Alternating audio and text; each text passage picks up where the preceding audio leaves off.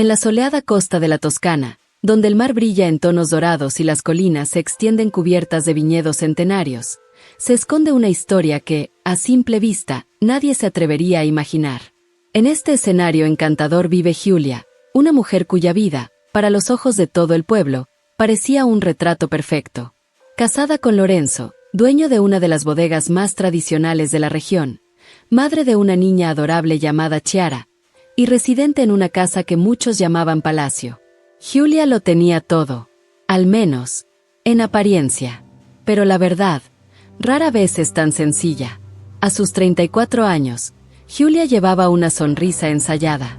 Esa sonrisa aparecía en las cenas formales, en las fiestas de la cosecha, en las misas del domingo. Era la sonrisa de la esposa dedicada, de la madre atenta, de la anfitriona impecable. Sin embargo, detrás de ella existía un vacío que la consumía lentamente. Lorenzo, el marido admirado por todos, era distante dentro del hogar. Un hombre de presencia imponente en público, pero frío en la intimidad. Controlador, exigente, y siempre preocupado por la reputación familiar. Trataba a Giulia como parte del patrimonio heredado, valiosa, sí, pero sin voz, ni libertad. Chiara, la pequeña de 7 años, era la única luz que mantenía vivo el corazón de su madre. Para ella, Giulia sonreía de verdad, aunque por dentro cargara con un peso que no podía compartir. La rutina de Giulia era un círculo cerrado: cuidar la casa, acompañar a su hija, asistir a su esposo en compromisos sociales. Por las mañanas, caminaba sola entre las viñas, buscando en el silencio un poco de libertad. Era en esos instantes, rodeada por el aroma de las uvas y el canto lejano de las cigarras, cuando se permitía soñar con otra vida.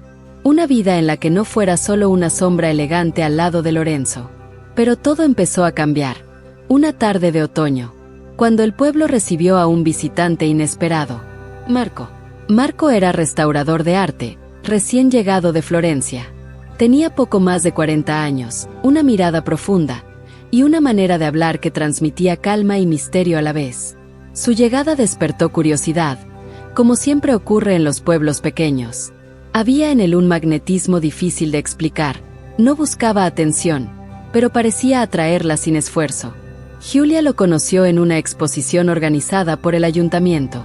Mientras Lorenzo se movía entre políticos y empresarios, orgulloso de su papel en la comunidad, Giulia se alejó para observar los cuadros. Fue allí donde Marco se acercó. Comentó, con una sonrisa ligera, sobre la pintura frente a ellos. No fue una frase ensayada, ni un cumplido vacío, sino una observación sensible, hecha por alguien que realmente veía los detalles. En pocos minutos de conversación, Giulia descubrió algo extraño y raro. Él la escuchaba de verdad. Ese encuentro dejó huellas. En los días siguientes, Giulia empezó a cruzarse con Marco en diferentes lugares, en la plaza, en la librería, en el mercado dominical. Él nunca forzaba la cercanía, pero el modo en que la saludaba, el brillo en sus ojos, la hacía sentir que había en él algo capaz de atravesar las murallas que ella había levantado durante años.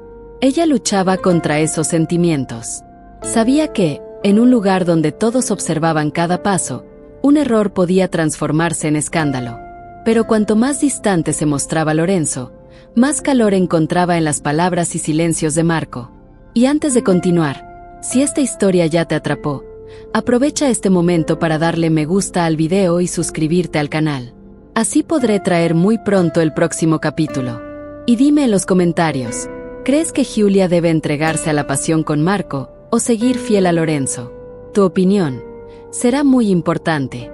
Volviendo a la historia, cuanto más lo conocía, más notaba que Marco también ocultaba secretos. Siempre cambiaba de tema cuando alguien preguntaba por qué había dejado Florencia. Algunos decían que había huido de una decepción amorosa. Otros, que había dejado deudas. Nada de eso terminaba de convencer a Giulia. Ese aire enigmático lo envolvía, y lo hacía aún más intrigante. Una mañana, en el mercado, Marco tomó una manzana y, en silencio, se la entregó a Giulia. Un gesto sencillo, pero cargado de intensidad. Fue suficiente para que su corazón se agitara, y entendiera que ya estaba demasiado involucrada. Sin embargo, No estaban solos en ese juego. Entre las sombras del mercado, con ojos atentos, observaba la señora Bianca, la vecina más chismosa de la ciudad. Nadie escapaba de su mirada, y ya había notado que algo extraño ocurría entre Giulia y el recién llegado. El destino de Giulia se complicaba a cada instante. De un lado, un esposo controlador, preocupado solo por los negocios y las apariencias. Del otro, un hombre misterioso que la hacía sentir viva, pero que cargaba un pasado oculto. Y, en medio, su hija Chiara, que, sin entender del todo, ya percibía que algo cambiaba en la expresión de su madre. Aquella noche, al regresar a casa, Giulia encontró un sobre su escritorio. No tenía remitente. Dentro, un papel doblado, con unas pocas palabras escritas a mano. No conoces la verdad sobre quién está a tu lado. El corazón de Giulia se aceleró. ¿Quién habría enviado ese mensaje? ¿Se refería a Lorenzo? ¿O a Marco? Las paredes de la casa parecían cerrarse sobre ella. En ese instante, comprendió que estaba atrapada en un juego mucho más peligroso de lo que imaginaba.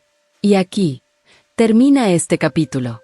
Pero esa carta misteriosa guarda secretos capaces de cambiarlo todo.